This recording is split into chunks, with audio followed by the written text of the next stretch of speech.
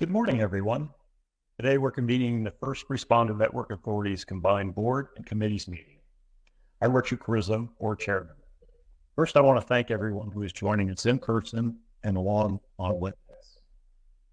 Board is pleased to be meeting in the wonderful city of Salt Lake City today at the University of Utah's Department of Public Safety.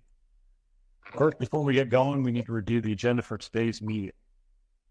First, we'll start with a discussion and vote on the authority's proposed coverage, enhancement, investment by the Board's Finance and Investment Committee and the full Board.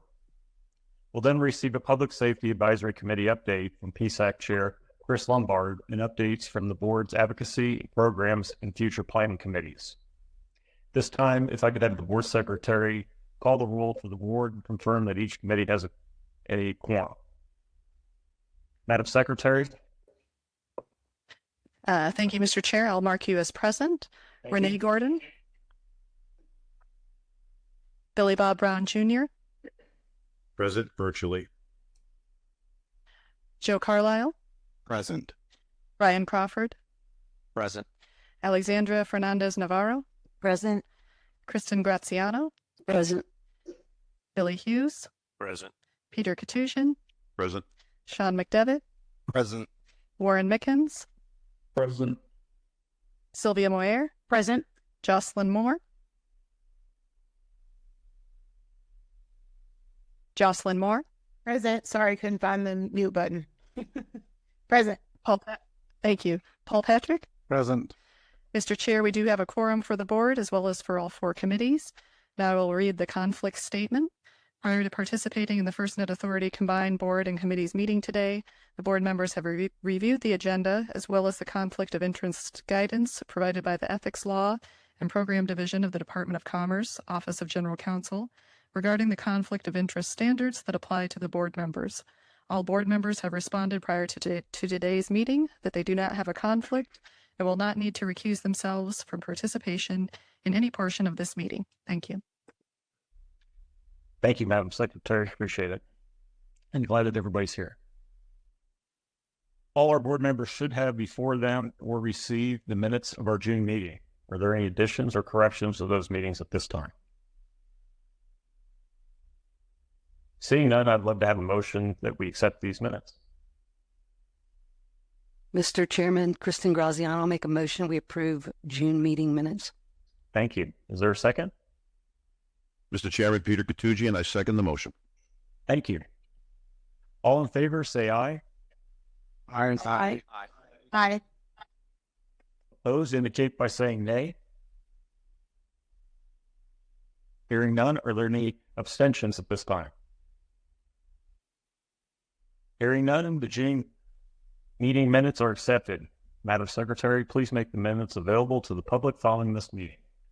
This time, I'd like to turn the meeting over to the Finance Chair, Brian Crawford, for the Finance and Investment Committee update. Thanks, Chief Carrizo. Today, we'll provide a brief report on the FirstNet Authority's July 2024 cumulative operations budget and an overview and vote on Finance and Investment Committee Resolution 37, recommendations on coverage enhancements. Through July of fiscal year 24, the FirstNet Authority has obligated a cumulative total of $76.6 million and is tracking well within forecasted parameters of the FY 2024 operational budget. On the investment front, early in 2024, we announced a series of strategic investments and technology upgrades starting this year to, over time, enable full 5G capabilities for public safety subscribers across all 56 states and territories. Those investments will ensure that the network not only maintains parity with other commercial service providers, but is also able to fully support a suite of evolving 5G-enabled services, featuring and capabilities to meet public safety's operational needs. In addition, as part of the previously announced investment, the network's Band 14 spectrum, public safety's dedicated nationwide spectrum, will be transitioned to 5G technology, as well as upgrades to the dedicated fleet of deployables and enhanced mission-critical services over the network. The faster speeds, lower latency, and the future advances enabling by 5G technology will once again revolutionize how public safety uses the FirstNet network to perform their mission-critical duties. I am incredibly excited to announce today that the Finance and Investment Committee members are fully supportive to unlock further and future benefits to public safety nationwide through additional Band 14 coverage investments starting this year. We will invest in coverage enhancements that reflect public safety factors and network considerations, as well as being deliberate and strategic with these investments to ensure we maximize dollars and the impact on public safety operations. Let's move to the next slide to discuss the Finance and Investment Committee's resolution related to network investments to enhance coverage on FirstNet, the nation's only mobile broadband network dedicated to public safety. Resolution 37 documents the committees having been briefed on the material items for reinvestment into the NPSBN. The resolution then recommends the board approve the material items for reinvestment into the NPSBN that would provide a coverage enhancement capability to subscribers of the NPSBN and directs management to take all action necessary to obtain these services and to obligate the necessary funds through fiscal year 2024 and 2025. Before we vote, do any Finance and Investment Committee members have any questions about the proposed resolutions? Hearing none, we're prepared to vote on Finance and Investment Committee Resolution 37. Madam Secretary, would you please read the operative language? Now therefore be it resolved, the Finance and Investment Committee recommends to the board that it approve the material items for reinvestment into the NPSBN that would strategically expand and enhance coverage for subscribers of the NPSBN and direct management to take all actions necessary to obtain these services and to obligate the necessary funds through fiscal year 2024 and fiscal year 2025. Thank you. May I have a motion to approve Finance and Investment Committee Resolution 37 from a Finance and Investment Committee member? Mr. Chairman, this is Billy Hughes. I move adoption of the resolution. Mayor Hughes proposes the adoption of the resolution. Is there a second? Mr. Chair, this is Joe Carlisle. I second the motion. Mr. Carlisle seconds the motion. From the Finance and Investment Committee, all in favor say aye. Aye. Those opposed indicate by saying nay. Are there any abstentions? The resolution is adopted. Madam Secretary, please make the resolution available to the public following this meeting. Mr. Chair, that concludes the committee's business for today. I'll hand the floor back over to you, Chief Carrizo. Thank you, Brian. I'm going to see if Jocelyn Moore, the chair of our programs and future planning, has any additional comments regarding the coverage-related investment activities. Thank you, Mr. Chairman. As a matter of fact, I do. We know that the number one priority for public safety continues to be coverage. Today's investment will build on this board's previous and significant coverage-related investments, as depicted on this slide. It is important to note that we view coverage investments and the ability to enhance the network's footprint from a portfolio approach. In addition to the investments proposed today, our portfolio of past investments for public safety include in-building coverage options, building out deployable capacity and alternative form factors, 5G priority access for public safety so the network is available wherever and whenever public safety operates, and over time, upgrading our terrestrial tower-based infrastructure and deployables from 4G LTE technology to 5G. We also continue to explore future potential investment opportunities, such as upgrading our deployable fleet with low Earth orbit backhaul capability. The investment framework we are unveiling today is focused on how we can continue to enhance coverage for FirstNet subscribers, including an estimated $2 billion in coverage investments over the next 10 years.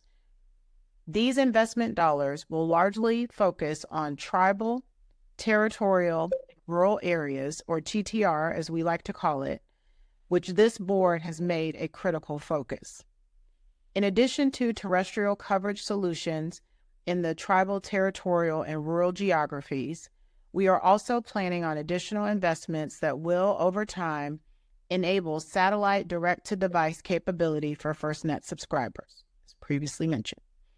We will work with public safety stakeholders nationwide to ensure that our investment dollars achieve the maximum benefit for public safety, Our goal is to enhance the experience of public safety wherever and whenever they access the nation's only dedicated public safety network. All of these investments are in addition to the 1,000 new Band 14 enabled sites that AT&T is deploying in 2024 and 2025 as part of our network evolution announcement earlier this year. Chief Carrizo, this concludes my remarks on behalf of the Programs and Future Planning Committee on this important investment initiative. Thank you. Thank you, Jocelyn. Appreciate all the highlights that were given today. Next, let's move to the Board Resolution 119 that the full board should have been briefed on. I know you've been briefed on it numerous times, and it is time to move this reinvestment into the National Public Safety Broadband Network forward. This resolution will further approve the material items for reinvestment into the NPSBN that would provide a coverage enhancement capability to subscribers of that network and directs management to take all actions necessary to obtain these services and obligate the necessary funds through fiscal years 2024 and 2025. The board is now prepared to vote on Resolution 119. But before we vote, do any board members have any comments or questions about the proposed resolution?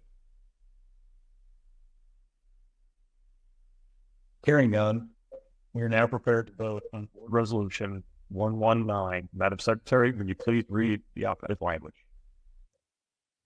Now therefore be it resolved that the board hereby approves the material items for reinvestment into the NPSBN that would expand and enhance coverage to subscribers of the NPSBN and directs management to take all actions necessary to obtain these services and to obligate the necessary funds through fiscal year 2024 and fiscal year 2025. Thank you, Jennifer. May I have a motion to approve Board Resolution 119? This is Paul Patrick. I motion to approve. Thank you, Paul. Is there a second? This is Alexandra Fernandez Navarro. I second the motion. Thank you, Alexandria. All in favor of Board Resolution 119, say aye. Aye. Aye. Any opposed indicate by saying no.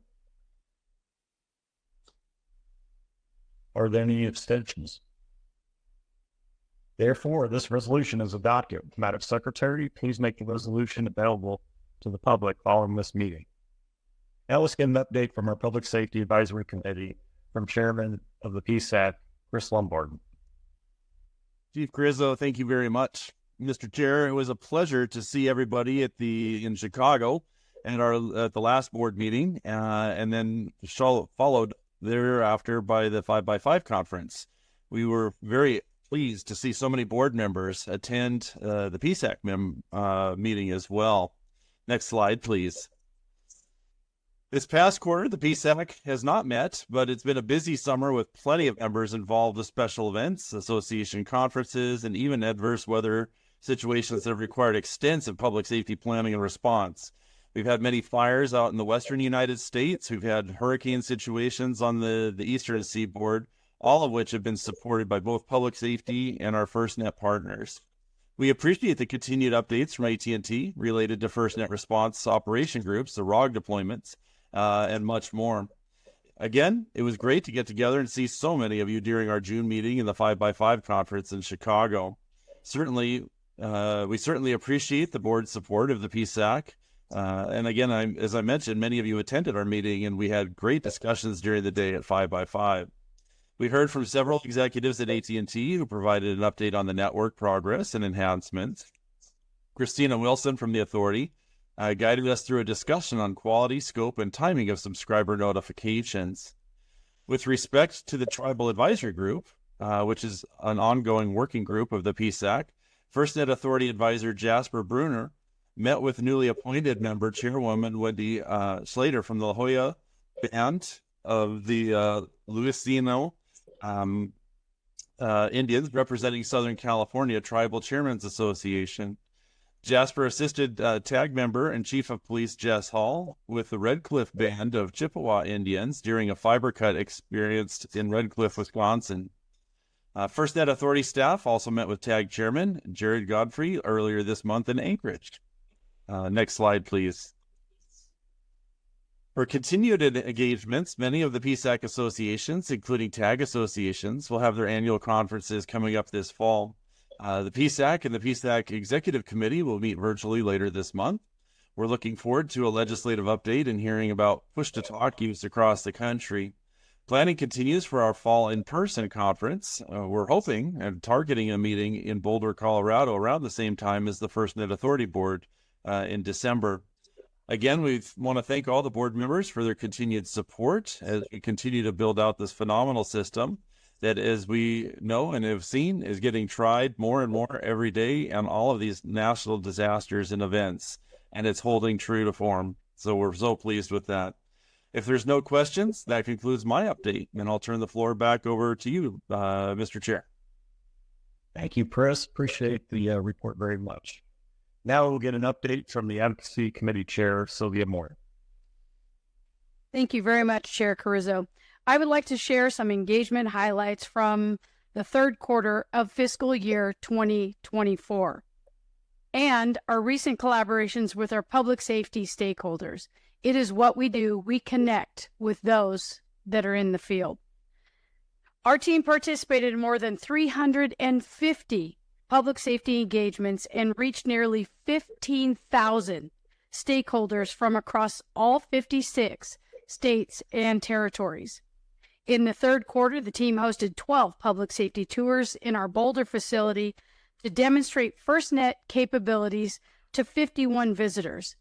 And we were very fortunate to have visitors from the Redding Fire Department in California, from North Carolina, West Point, and my alum, the Naval Postgraduate School, among many others, to visit Boulder and examine our capabilities firsthand. Through these engagements, the team gathered public safety's feedback on the use of FirstNet, as well as the agency's respective operational needs. As you have already heard today, public safety's direct feedback is key as we continue expanding and enhancing this network. Feedback is thematically consistent quarter to quarter from those who need, use, and deserve this network. For example, Jocelyn mentioned earlier that macro coverage remains the most common public safety need and is closely followed by interest and demand for consistent network availability in the context of network outages. Similar to last quarter's demand for high-speed data connectivity for real-time situational awareness data for first responders, public safety articulated the need for real-time video to monitor everything from wildfire activity to highways and large events. We will continue our engagements with public safety, and we are committed to driving their unique communications needs into this FirstNet network. Regarding some public safety engagement highlights, as we typically do, I'd like to highlight a few examples of our engagement with public safety during the past few months. Last month in Milwaukee and this week in Chicago, FirstNet Authority staff provided on-site planning and support to local, state, and federal public safety stakeholders at the Republican and Democratic national conventions, respectively. This support is part of the Network Experience Engagement Program that our PSA team offers. For the RNC and DNC, the team not only participated in event pre-planning with public safety and our partner AT&T, but also, as I noted, we were on site at both events coordinating with AT&T to ensure needs were met to support public safety operations. This year, pre-planning addressed data needs for greater number and variety of sensors and other IoT or Internet of Things devices to provide situational awareness for public safety agencies. This is absolutely essential. Just 2 weeks ago, the team attended the Association of Public Safety Communications Officials, otherwise known as APCO, at their 2024 annual conference and expo in Orlando, Florida. As in past years, we are fortunate to have an entire 12-session track dedicated to FirstNet, plus a presentation theater, a session at the presentation theater on the expo floor. Some of our panelists shared their FirstNet use cases covering topics from drones providing situational awareness in the ECC to the use of push-to-talk in schools to live streaming body-worn cameras. FirstNet sessions were very well attended.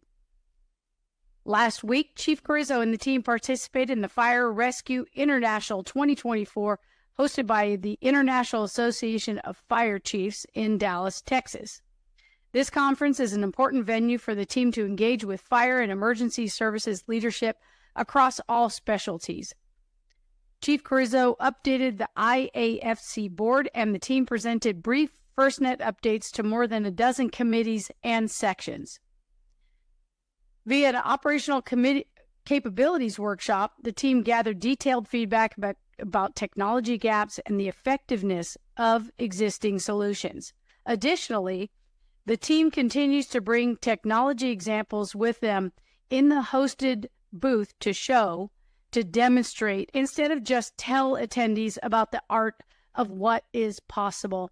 And so, Chief Carrizo, since you were there on the ground and you updated folks, we'd like to hear about any thoughts you'd like to share regarding the FRI.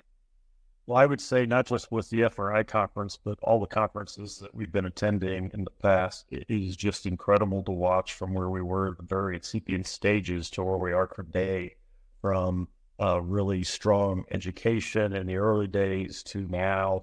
It is more about having real discussions, getting the needs from the people, the committees, the sections, and hearing such success stories and people wanting to share their successes with FirstNet to help others make that decision. It's been wonderful.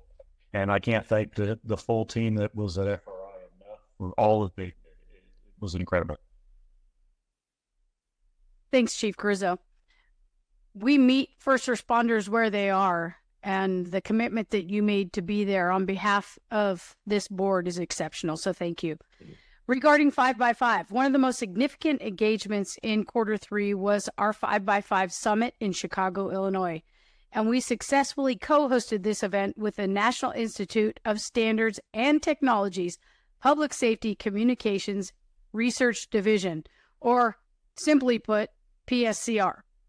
I had the opportunity to attend and participate on a panel about an important topic to me and to all of us, and that was first responder wellness. I was honored to do that beside some exceptional pros that are committed to this field.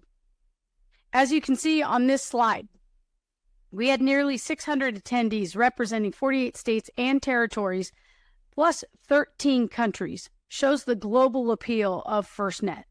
The Chicago Police Department Honor Guard opened this summit. Chief Leo Schmitz of the Cook County Sheriff's Department welcomed us to Chicago and to Cook County. The packed 3-day agenda had 38 total breakout sessions and deep dive discussions where our diverse attendees representing public safety, industry, academia, coupling these folks together with our federal government partners, we engaged in spirited discussions to learn from each other and from one another, to contribute and to learn. Just like last year, this summit provided an unparalleled focus on first responder communications, as well as unique opportunities to foster connections among seemingly unlikely collaborators for this greater good. The FirstNet Authority also had this unique privilege to honor 6 award winners. You just heard from one of those, which was this year's Chief Harlan McEwen Public Safety Broadband Communications Award winner, our own Chief Chris Lombard. It was an absolute honor to give this award to Chris Lombard. He's done such exceptional work to advance this effort. We recognize 5 Patriot Award winners for their use of FirstNet to make their communities safer. And as we list these, we'd like you to take a moment. The recipients were Deputy Commissioner Robert Barbera from New York City, Virginia State Coordinator Sean Talmadge, San Bernardino Fire Chief Dan Muncy, Dallas, Georgia Police Chief Joe Duval, and Deputy Fire Chief Robert Simmons from Redstone Arsenal. We were delighted to honor these gentlemen. New this year, we were fortunate enough to have several local public safety agencies conduct outdoor technology demonstrations for us, and we cannot thank them enough. These agencies are the Oak Brook Police Department, Chicago Fire Department, Chicago Police Department. They were so willing to engage and share their innovative uses of various technologies with our attendees. If there are any board members that would like to share some high-level thoughts about their experience at 5x5, this is your opportunity. Well, hearing none, delightfully, you don't have to hear from me any further, but I have to say it's an absolute honor and a privilege to highlight the Advocacy Committee's work.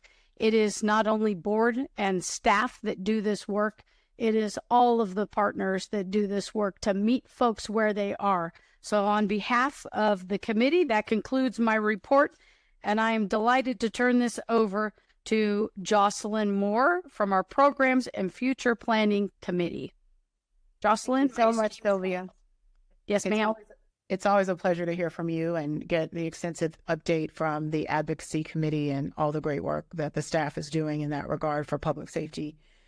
Very briefly, since I've already extended remarks, I will say that FirstNet, as you'll see on this slide, continues to see great momentum and growth.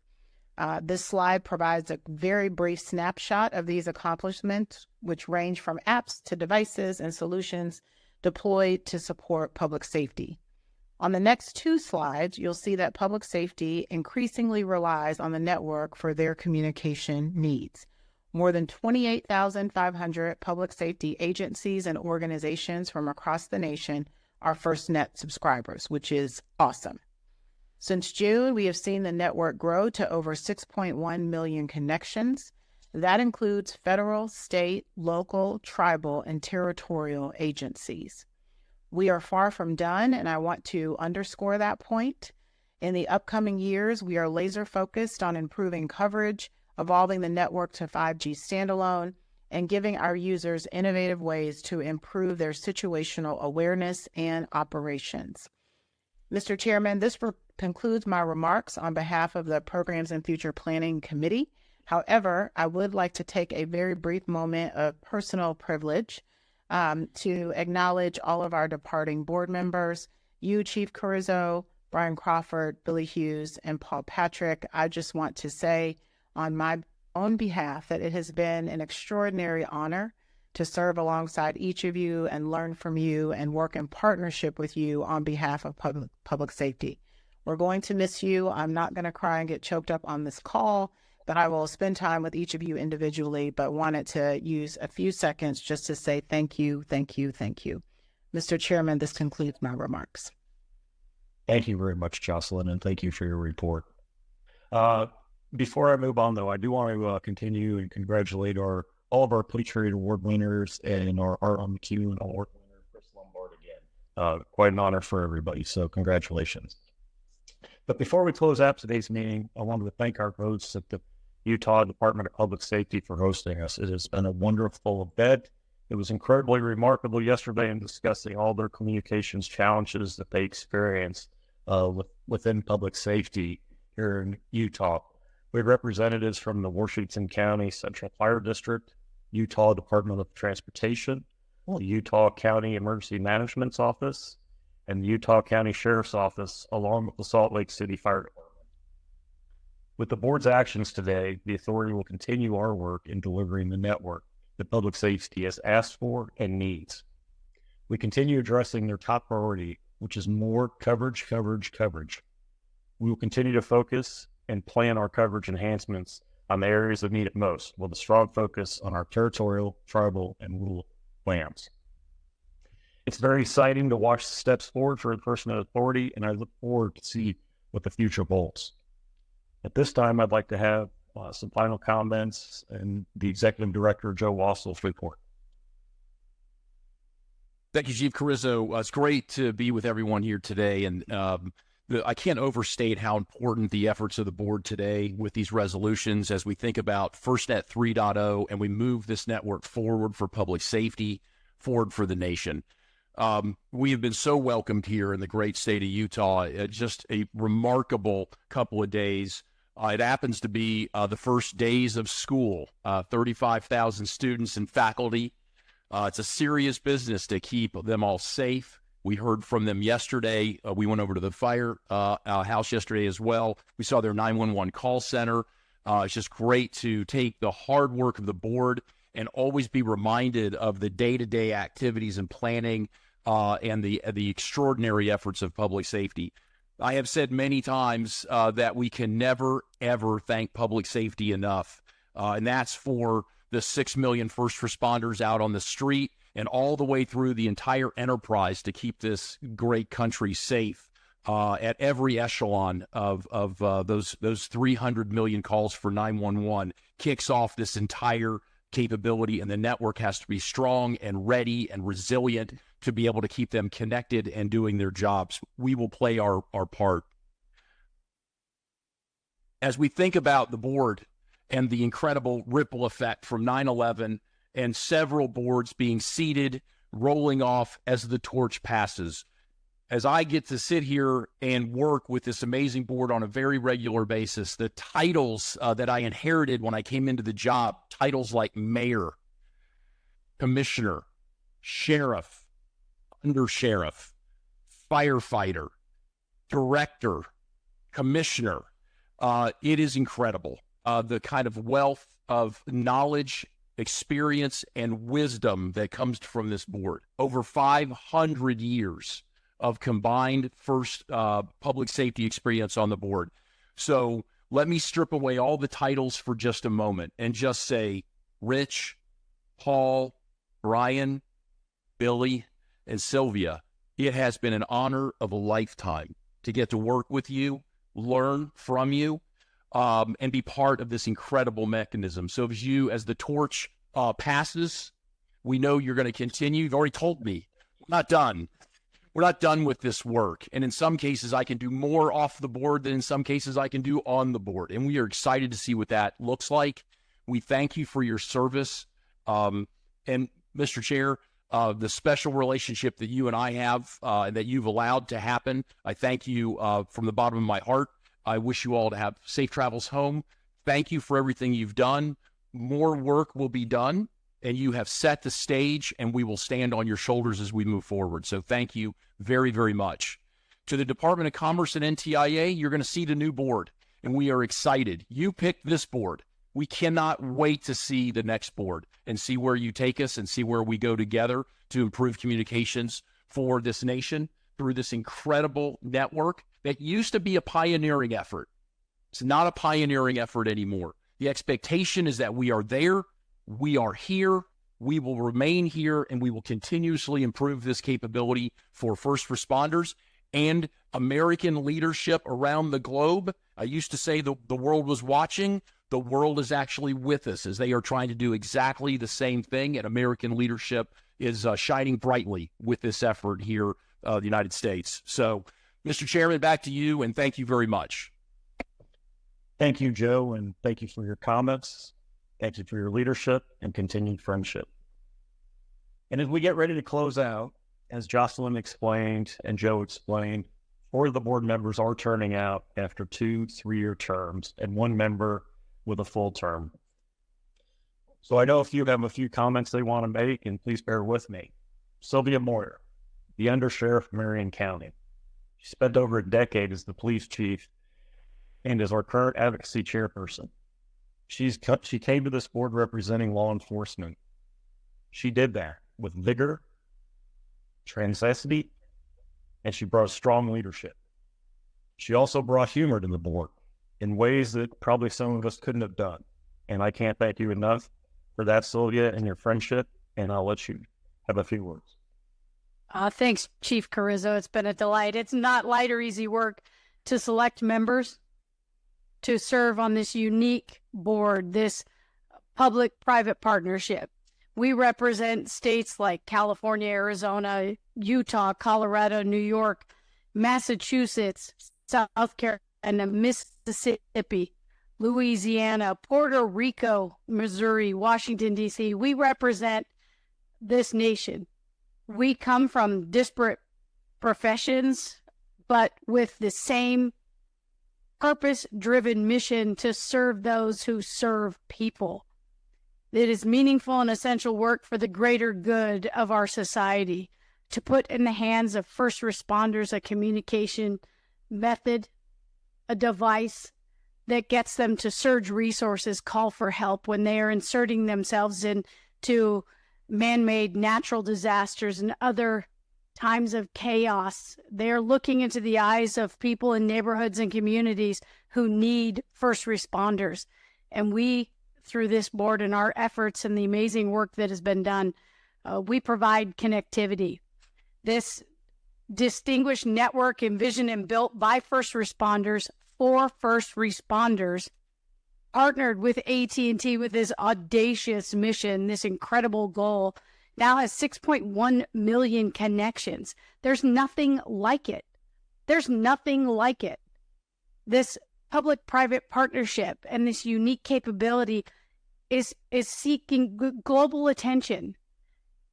The world is looking at FirstNet to replicate what was envisioned and is being carried out by these amazing, amazing people. We carry the work of the innovators, the policymakers, the finance folks, the visionaries. We have met and exceeded the expectations. There's no other network provides this capability. There is no other network that provides this capability. There's no other board that serves people. This board and this staff serves people in this unique endeavor.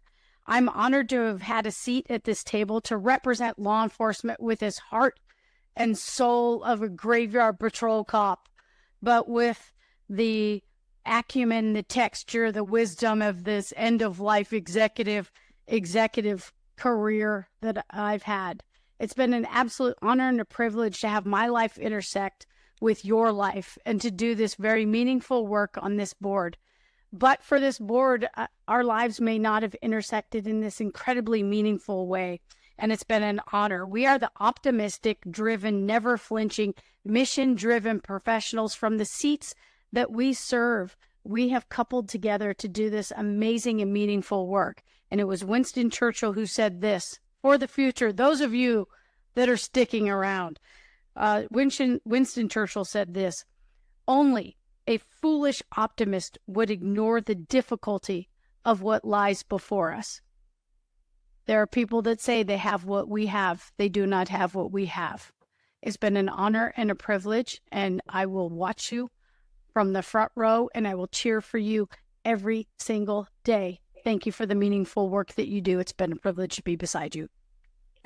Sylvia, thank you. And thank you for your continued friendship and our future friendship. It means a lot.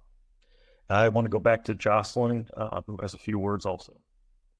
Thank you, Mr. Chair. And Sylvia, lest anyone get the impression that I forgot you, I did not. I could never forget you. I wanted to, one, as a communications person, you know, not to break news. And so I didn't want to break the news on your behalf. And so now that you have spoken, I want to just say, you know, your place in my heart as my friend. It has been so extraordinary to watch your leadership, to hear from you, the knowledge, the experience that you have imparted on this board and countless others is immeasurable. We will take with us the lessons that you have taught us. And everything that you do, Sylvia, you do it with such a sense of purpose, but even higher than that, elegance and grace. And I just want you to know we have enjoyed serving with you. It has been an extraordinary honor. We will miss you. I will miss you, but I know that our friendship continues.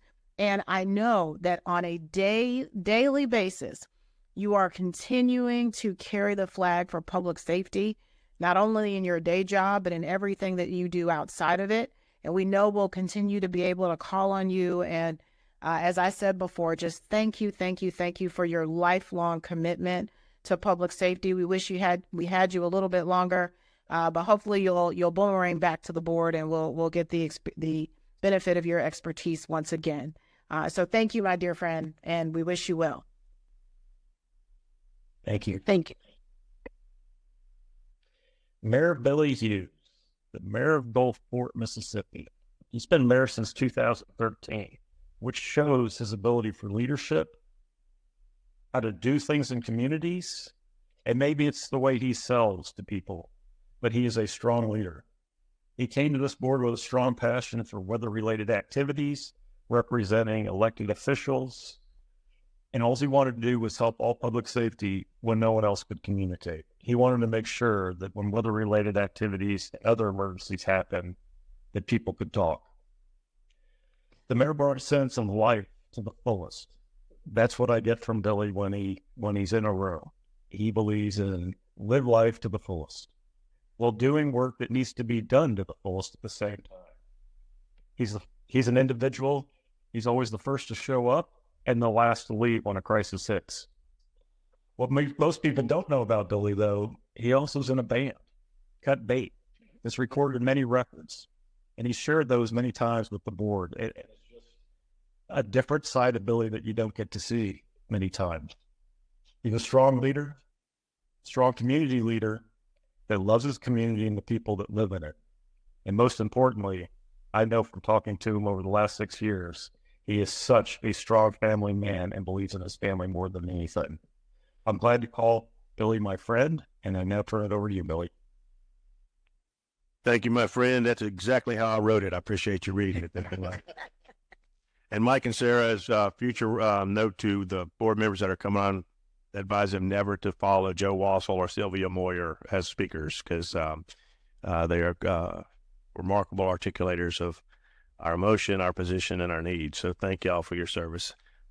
Words really are insufficient to sum up the depth of my appreciation for having had this opportunity the last 6 years to serve at this level on a board of such tremendous impact. When I was first approached about an interest, if I might have an interest in serving on the board, I really didn't know a lot about FirstNet. So tell me more. And as a policymaker at the Capitol and as a mayor, I had shared a lot of frustration in talking with folks from different agencies about the parochialism that exists. Everybody likes their toys, but nobody shares well or communicates, and it's fine until you know what hits the fan. And so I was really heartened to know that there was a federal initiative in the form of FirstNet to make that difference and to provide a platform for our first responders to communicate with each other, with other agencies. Because, as I told Sean and I talked, if it's not working, it's not working at all. If it's got to work in an emergency when it's tough. And so, like all of you, I embraced the work, but I was really taken aback in the most wonderful way to learn about the background and the depth of diversity from an experience standpoint, from a geographic standpoint, from just your personal experiences as well, what you brought to the table. Every single person on this board that has preceded us and are to come, I believe they're here for a reason. And it's that mix that really has made the difference, because we talk about things and say, man, never thought about that or that way. But the essence of this organization is that it is mission-driven and principle-centered. And it always comes down to that one common denominator. It is by and for the first responders. And we understand that completely. And that is one thing that is the common denominator of everybody who sits in these chairs, the importance of making the difference for our public. So I'm grateful for the Congress to dedicate this amount of funding and attention to an effort that is so monumental that most folks won't have an appreciation for. To the staff, I have not seen an organization where everybody gets it as well and understands that we have a calling and a mission, and it is straight ahead every single day, and I appreciate it.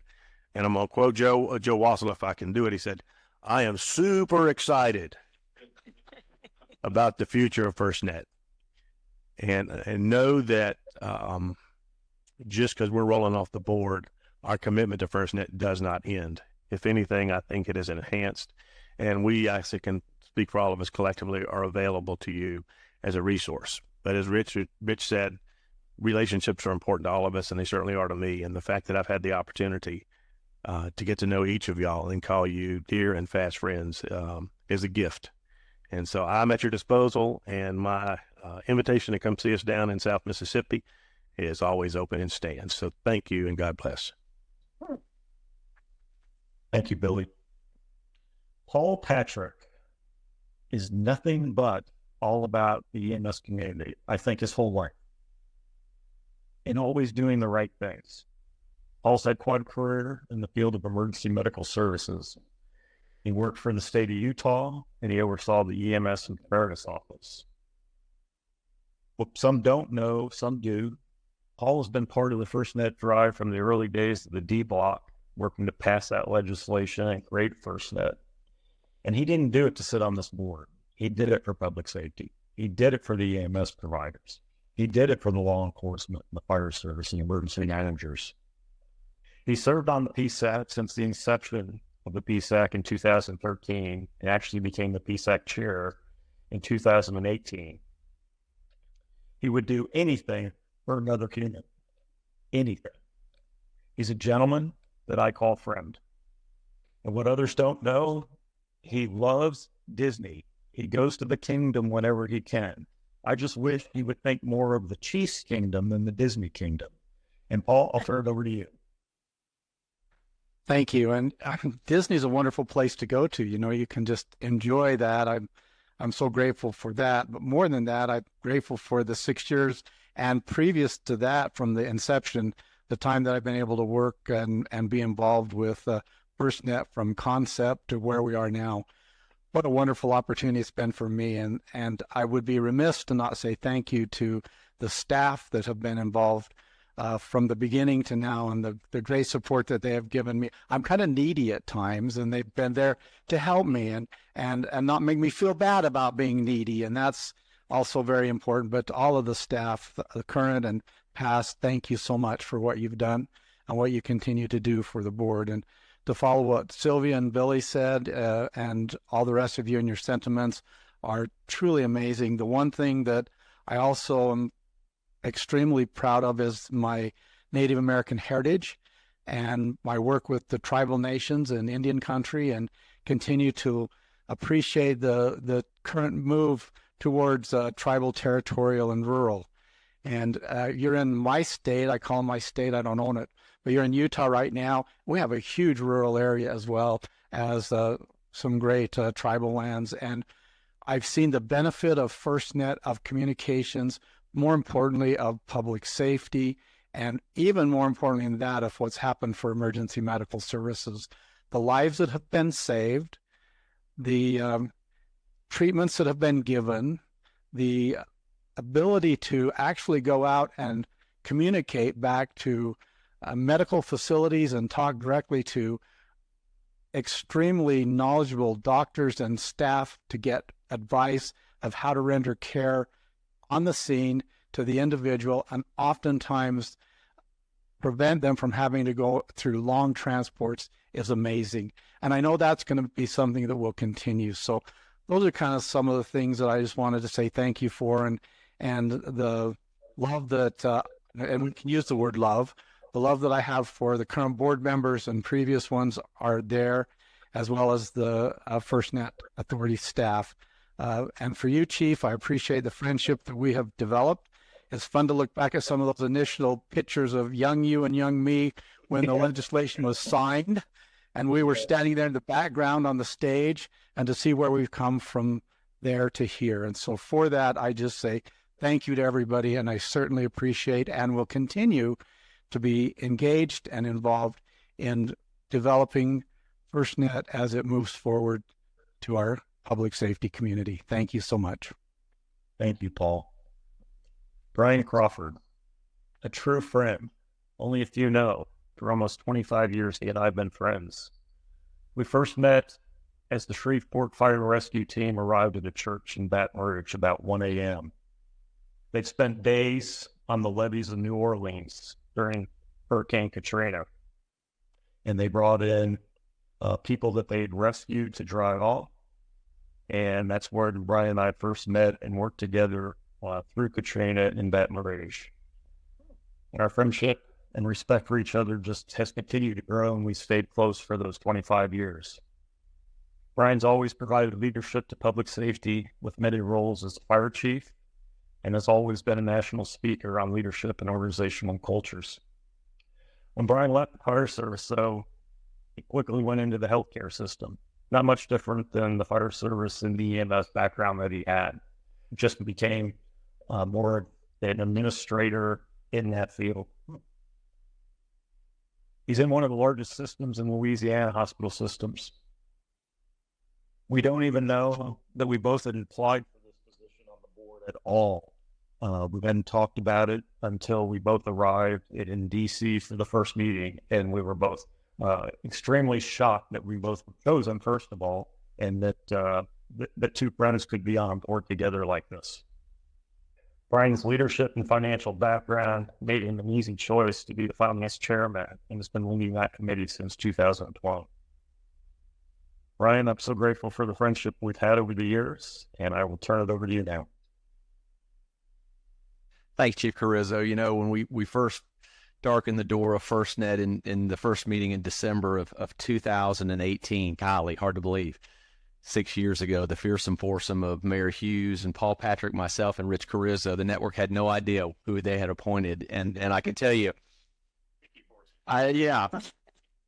you know, and being in the room of some giants of technology, and as, you know, Joe talked about the titles of chairmen of boards and government officials and public safety, it was intimidating, to say the least, to see if, golly, did they pick the right guys, and specifically myself, did I belong amongst this group? And so in 6 years of reflection, you know, it's 30 years of public safety. I look back and see that this group has seen more happen in 6 years with a network, because we're at the vortex of that ground where we're on the shoulders of those people in 2012 when the legislation was passed.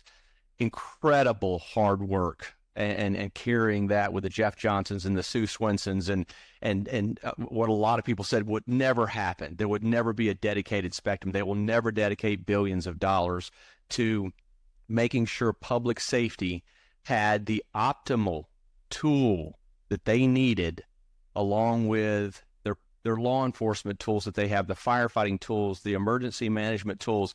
There is nothing better that has come along in the last 200 years for this country to help situational awareness, to save lives of firefighters, police officers, EMS workers, emergency managers, and all of those who risk their lives every day, than knowing what they are confronting going in, because of the technology that's available today and is provided like no other than FirstNet. Priority and preemption, we own it. Others can say they have it, they don't have it. A dedicated core, 5G spectrum, they don't have it. They say they have it, they don't have it. The fact that we are sometimes attacked and the network is sometimes maligned because we have been incredibly successful, and at every natural and man-made disaster that has happened in the 6 years that I have been on the board, FirstNet has been there. They have been there with boots on the ground with their ROG teams. They have been there with the deployables that have been a game changer for disasters in this country. When you have networks go down left and right, and you look up in a wildfire situation for a firefighter that needs that tool in his hand so he can know where that firefighter is coming off of that mountain to save his crew, and the only thing that can help him is a deployable asset into the middle of that region that will give him this technology so he has that communications ability. Nobody else does that. And so as we are on the precipice of reauthorization in a couple of years, Congress needs to hear those stories more and more. Are we under a microscope? Absolutely. We encourage it. Bring it on. This network was built for public safety, by public safety, and does things that nobody else does. And we have shown that in the short time. We are still at the beginning of this network and what we can do with our public-private partnership that we have that is like no other. And so as our 6 years comes to an end here, we hand off that torch, that mantle. We pass it to the next generation of board members.